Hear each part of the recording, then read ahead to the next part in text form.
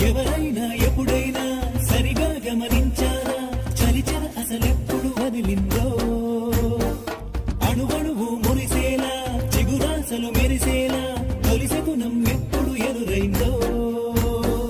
చూస్తూనే ఎక్కడి నుంచో చైత్రం కదిలొస్తుంది పొగ మంచును కోపం అంటూ తరిమేస్తుంది